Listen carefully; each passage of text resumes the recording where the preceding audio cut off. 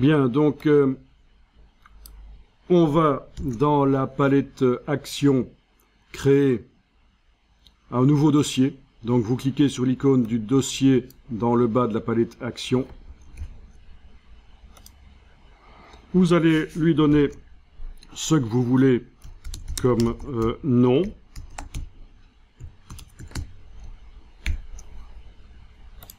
Voilà, c'est un dossier vide.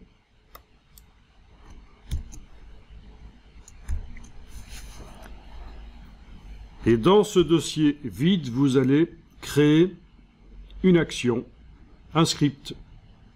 Et pour ça, vous allez cliquer sur le petit signe plus. Voilà.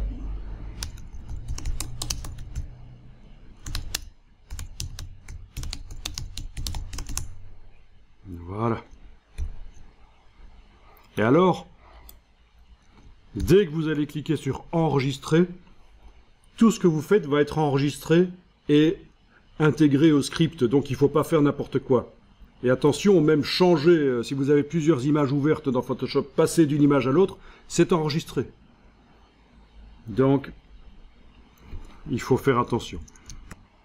Donc, on clique sur enregistrer. Le bouton rouge est enclenché.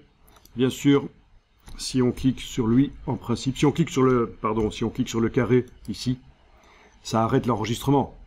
Oui, là vous pouvez faire ce que vous voulez, et puis quand vous êtes prêt à enregistrer, vous réenclenchez le bouton d'enregistrement ici. Bien, première chose à faire, c'est prendre le calque. Donc j'ai bien le bouton rouge qui est là en rouge. C'est en train d'enregistrer le script. On a un dossier de script dans lequel on a un script. Je prends le calque d'arrière-plan, je l'amène sur le signe plus, j'ai fait une copie. Regardez dans le script, c'est indiqué, vous venez de dupliquer le calque qui était actif. C'est vraiment en train d'enregistrer tout ce que vous faites.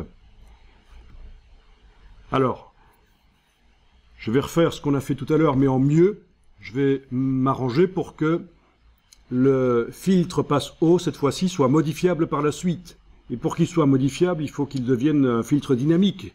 Pour qu'il soit un filtre dynamique, il faut qu'on puisse le mettre sur un objet dynamique. Donc l'étape suivante ici, c'est de transformer le duplicata ici en un objet dynamique.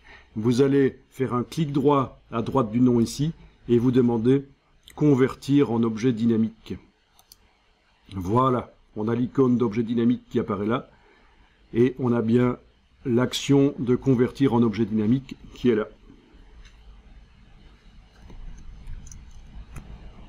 Étape suivante, appliquer le filtre passe haut. On va dans le menu filtre, divers, passe haut. Vous pouvez choisir un réglage, mais ça n'a pas beaucoup d'importance parce que de toute façon, quand on va appliquer ce script à d'autres images, on pourra aller modifier le réglage. Enfin voilà, j'ai un réglage qui souligne les détails visiblement. Ok.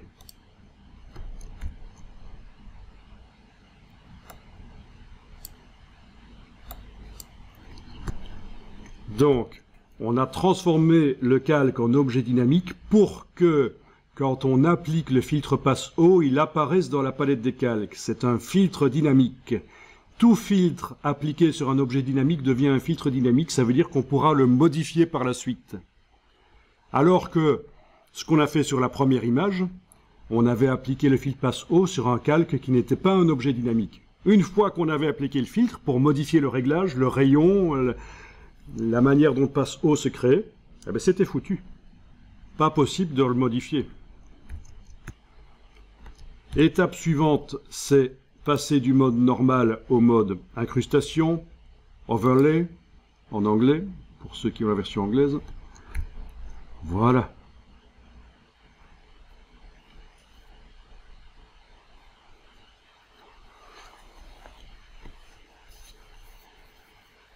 Alors, il y a quelque chose qui serait intéressant à faire aussi, c'est que le calque d'arrière-plan soit lui-même aussi un objet dynamique.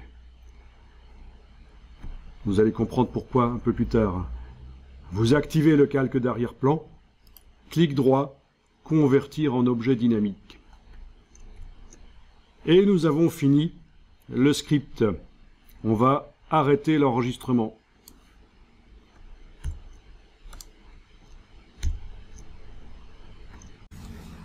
Voilà, alors ce script, quand on quittera Photoshop, il sera inscrit dans la palette Action et il va y rester. Si Photoshop plante avant qu'on ait quitté Photoshop, le script est perdu. Bon. Alors si on n'avait vraiment pas confiance dans Photoshop, là si on pensait qu'il va planter, il faudrait, pour ne pas perdre tout le boulot qu'on vient de faire, le quitter et le relancer. Mais on va pas le faire. On va pas quitter Photoshop et le relancer. Mais donc c'est inscrit dans les préférences, le fichier des préférences qui s'écrit à la fermeture de Photoshop. Alors, si on veut la totale sécurité, il y a possibilité également d'enregistrer son dossier d'action sur le disque dur. Puis on le transfère sur une clé USB, on le met où on veut. Alors, le gros piège, c'est ceci. Si on active le nom du script et qu'on va dans le menu de la palette Action jusqu'à enregistrer les actions, c'est grisé parce qu'un script ne s'enregistre pas sur le disque dur. C'est le dossier qui contient le script qu'il faut activer et c'est lui qu'on peut enregistrer. Enregistrer les actions. Et là, sur le disque dur, on peut indiquer où on veut enregistrer de manière à garder ça. C'est un .atn comme action. C'est minuscule, ça prend peu de place. Voilà, comme ça vous voyez comment vous pouvez sauvegarder vos actions. Et quand vous allez chercher sur le web des actions, c'est des .atn qu'on va vous fournir. Et il y a peut-être même des images qui sont utilisées par le script qui vous seront fournies aussi. Et vous devrez, pour le faire apparaître dans la palette Action, vous devrez aller bien sûr dans le menu « Charger des actions ». Voilà, c'est comme ça que vous ferez quand vous irez chercher des actions sur le web. Vous obtiendrez un fichier .atn avec éventuellement des fichiers images qui sont utilisés par le script et vous devrez le charger. Bon amusement. Donc, enregistrer les actions sur le disque dur, c'est pas... Il ne faut pas le faire nécessairement, c'est juste une sécurité. Là, on est certain que l'action qu'on a créée est sur le disque dur. Si jamais on veut la recharger dans un autre Photoshop, si on veut la donner à quelqu'un qui va la charger dans son Photoshop, le fichier .atn, ça marchera. Alors il y a juste quelque chose, c'est que c'est lié à la langue du logiciel. C'est-à-dire que les actions, et ça je trouve que c'est assez mal fait, les actions, elles vont chercher parfois, oui, des noms d'items de menu, et si une action a été faite comme celle-ci dans la version française du logiciel, elle va peut-être pas fonctionner dans la version anglaise, et inversement. C'est pour ça que moi je vous conseille vivement, et c'est ce qui est conseillé, quand vous allez chercher des ressources comme des actions sur le web, c'est d'avoir votre Photoshop en anglais. Sinon, ça va être source de problèmes. Les actions que vous allez chercher sur le web, elles sont faites pour la version anglaise de Photoshop. Elles ne fonctionneront pas nécessairement dans la version française. Vous voyez, parce que les items de menu ne portent pas le même nom. Je ne sais pas si vous êtes au courant, mais quand vous avez la licence Adobe, vous pouvez installer les logiciels dans n'importe quelle langue.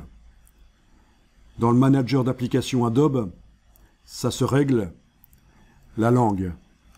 Vous allez voir, si vous installez les logiciels en français, puis que vous allez dans le manager d'application Adobe changer la langue en anglais, la liste des logiciels vous montrera qu'ils sont tous à installer. Alors qu'ils sont installés, mais en français. Et vous les réinstallez donc une seconde fois en cliquant sur installer, vous aurez les logiciels en deux versions. Anglais ou français, ça dépend ce que vous voulez. Ici, c'est ce que j'ai fait dans mon Photoshop, et si je vais dans Photoshop Préférences interface. Je vois que l'interface utilisateur est en français, mais étant donné que j'ai réinstallé une deuxième fois en anglais, je peux éventuellement dire que Photoshop est en anglais. Une fois que j'ai choisi ça dans les préférences interface, je quitte Photoshop, je le relance, il sera en anglais. Voilà. Alors il est probable que vous, si vous allez dans les préférences interface, à l'endroit langue de l'interface utilisateur, vous n'avez que le français. Il n'a été installé qu'en français sur l'ordinateur. Mais c'est très facile et c'est gratuit, ça. Et c'est installable dans plein de langues. Espagnol, italien, 25 langues en fait. Hein. Les logiciels Adobe, quand on veut travailler des documents japonais, notamment, on installe le logiciel en japonais. C'est une astuce. Et ça ajoute des fonctionnalités japonaises pour les caractères. Vous allez dire, mais il faut connaître le japonais pour aller dans les menus. Oui, mais il y a une astuce. Si après on l'utilise en français, les fonctionnalités du texte japonais restent. Même chose pour les langues arabes. Donc tout ça, c'est des petites astuces. Bien. Donc on va passer à la suite, c'est-à-dire régler déjà le script là, on le met sur le côté, on l'utilise pas pour l'instant, puisque les calques ils y sont, on les a pendant qu'on faisait le script, on les a créés. Alors la différence par rapport à tout à l'heure, ah tiens on a oublié quelque chose, on a oublié d'ajouter le masque de fusion. Ah c'est pas grave, c'est l'occasion de voir comment on modifie un script. Ok, revenez dans le script. Ben oui, le masque de fusion pour que l'accentuation ne se mette pas nécessairement partout. Mais c'est pas grave. C'est très intéressant, on va voir comment on peut modifier un script. Vous n'êtes pas obligé de tout refaire, bien sûr. Allez, dans la palette des scripts, vous cliquez sur le nom du script.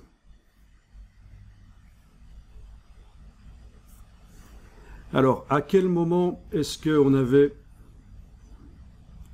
oui, juste après...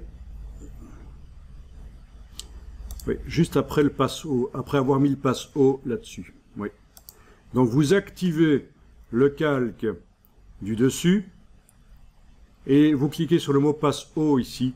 C'est à ce moment-là qu'on était arrivé où on avait mis le passe haut dessus. Ok. Bon, ce que vous allez faire, c'est juste enclencher l'enregistrement. Voilà. Dans la palette des calques, ajouter un masque. Voilà. Il est là. Stopper l'enregistrement avec le petit carré dans le bas de la palette action. Voilà. Juste après l'action de mettre le passe haut, maintenant on a inséré la création d'un masque sur le calque. Et le script doit être bon. Alors, la version enregistrée sur disque dur il y a 3 minutes, non, elle est pas bonne. Ça ne la met pas à jour. Mais la version qui est là, la version du script qui est là dans la palette action, oui, elle est bonne. Il n'y a pas de problème. Vous avez réussi à faire ça? Bien. Donc, dans le bas de la palette action, le bouton n'est pas rouge. Vous n'êtes plus en train d'enregistrer. On met le script de côté pour l'instant. Et on s'intéresse à la palette des calques.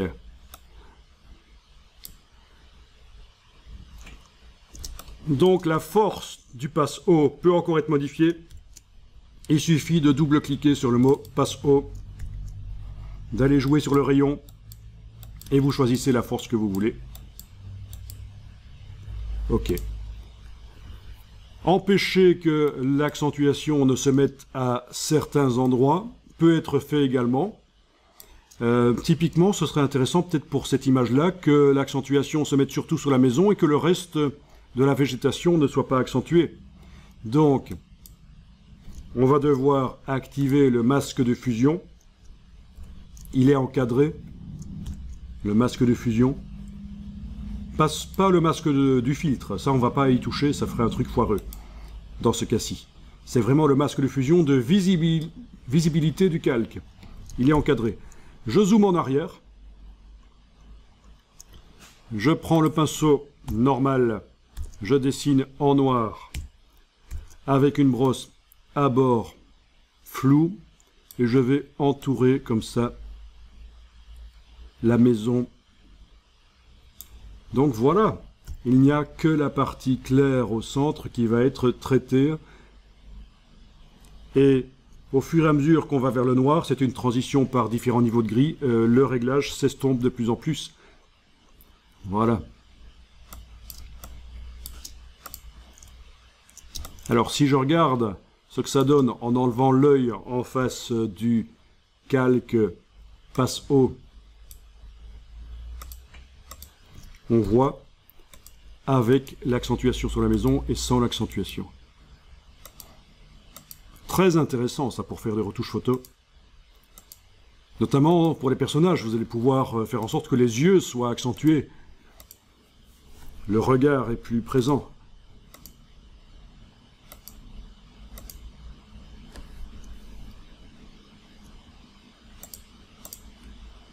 Un peu plus loin, je vais vous montrer cette technique-là utilisée sur des portraits. On fera ce qu'on appelle du passe-haut inversé, parce qu'on n'a pas envie d'accentuer les grains de la peau. En général, on évite que le grain de la peau soit accentué.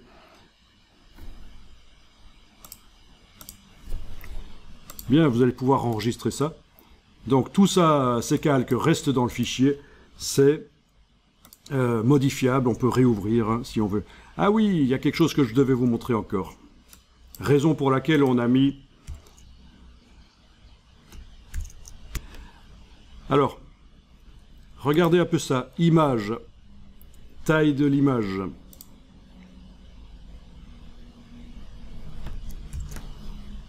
Si on vous dit, tiens, cette image en pixels, donc dans image, taille de l'image, vous choisissez unité de mesure pixels, cette image doit avoir dans le document, sur l'interface sur laquelle on va l'utiliser, elle doit avoir une largeur de 300 pixels. Vous mettez 300 ici, la hauteur s'adapte, puisque la chaîne est là, forcément les proportions on va les garder. Donc on va obtenir une image avec beaucoup moins de pixels. Ok.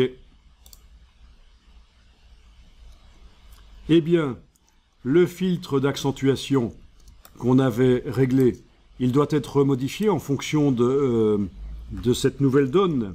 Il faut redouble-cliquer dessus et changer le rayon pour que ce soit correct. Logique, hein? Si le nombre de pixels change, le rayon choisi pour le passe haut n'est plus bon.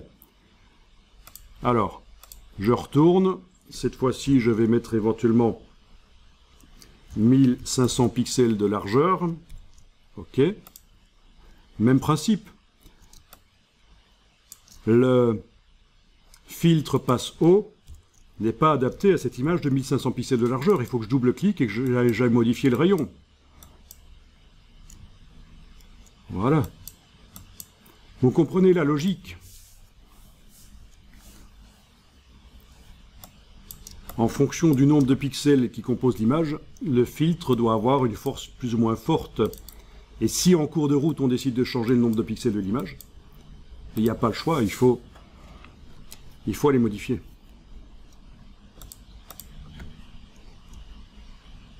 C'est pour ça qu'on l'a mis en filtre dynamique, on l'a fait appliquer sur un objet dynamique, exactement. Voilà.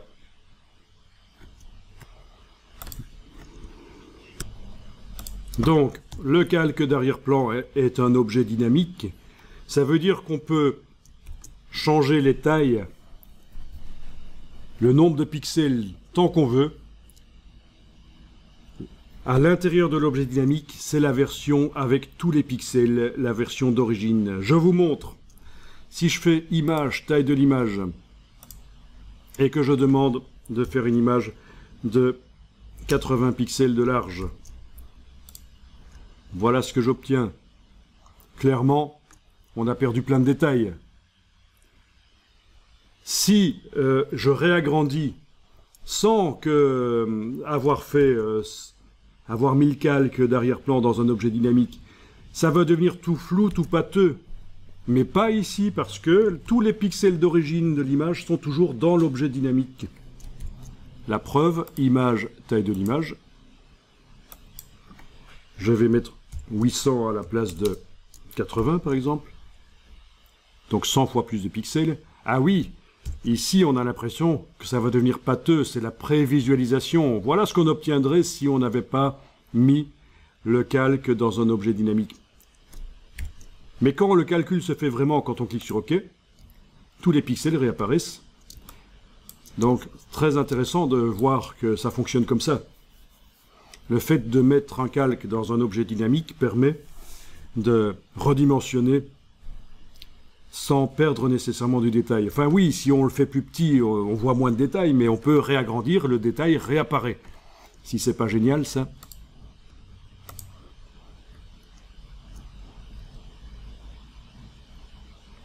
Bien. Alors on va aller chercher une autre image sur le web, une image de jardin par exemple. Voilà. Donc on va aller dans Bing. Vous allez pouvoir choisir l'image que vous voulez. Dans Bing, je vais taper le mot garden. Je vais passer à la partie images. Au niveau des filtres, je vais demander licence domaine public. Voilà. Et alors, il faut trouver une image de jardin qui n'a pas déjà été accentuée au niveau des détails. Et en voilà une.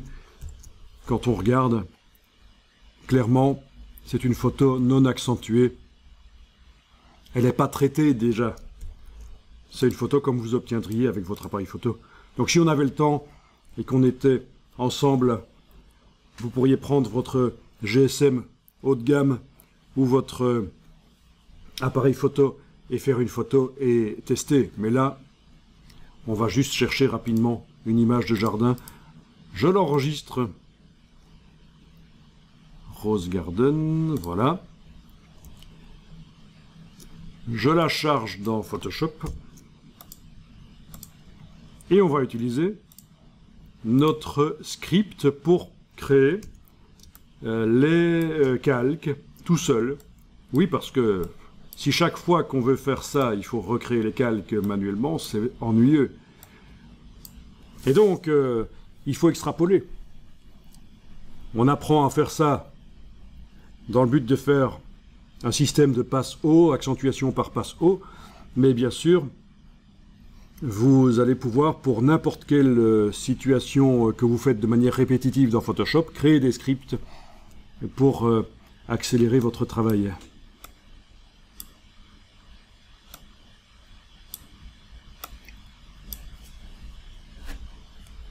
Il faut bien sûr qu'il s'agisse d'une image RVB.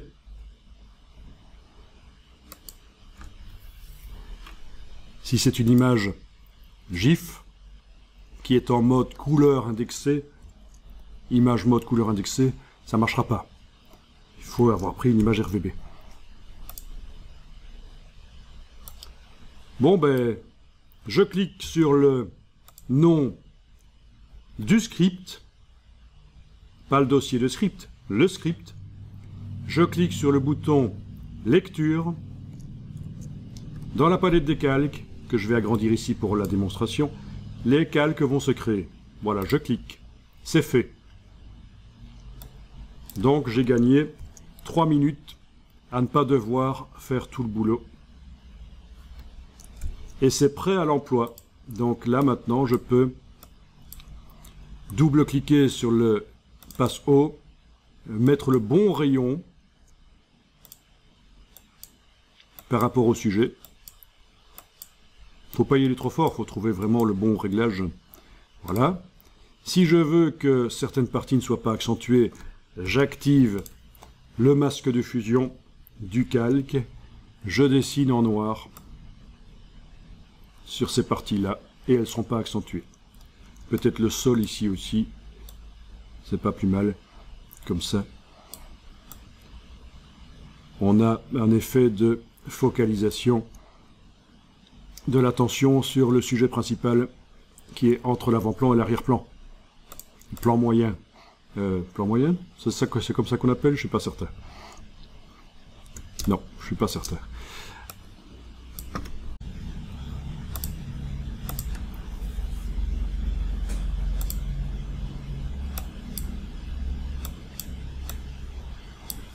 Alors, dans la palette action, je vais renommer ici le nom du script.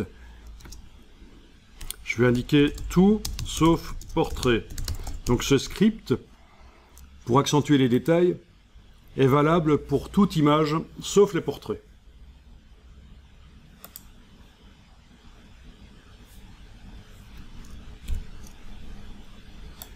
Et on va aller chercher un portrait et tester.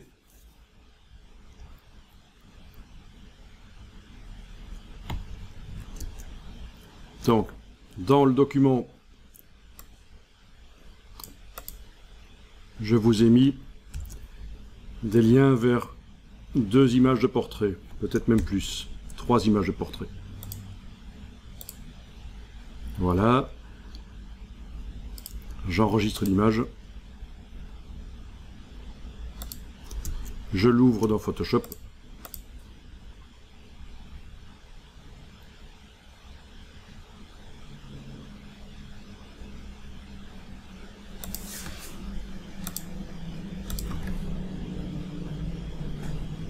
Alors. WebP. Ah oui, d'accord. Ok, bon, ben on va essayer la suivante. Ce sera plus simple. Ou encore la suivante, peut-être. D'accord, essayons la 3e. Voilà. Elles sont téléchargeables certainement en... Elles sont téléchargeables en JPEG toutes. Mais ça va demander un peu de travail au niveau du site. Voilà, la 3e image. Alors pour ceux qui sont sur PC, il est possible qu'il faille supprimer le bout du nom du fichier .d.jpeg. Sur Mac, ça marchera même si on ne supprime pas ça, mais ceux qui sont sur PC, voilà. On va ouvrir donc dans Photoshop. Ok.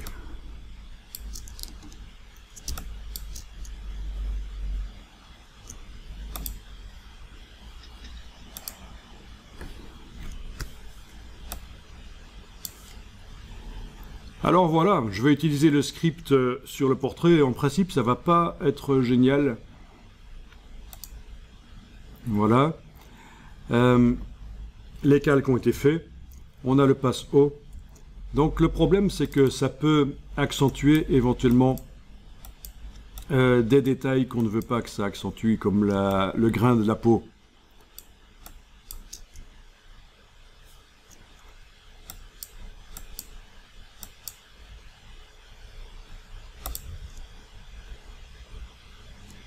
Dans ce cas-ci, c'est pas si mal, mais enfin, on va quand même voir comment on peut faire.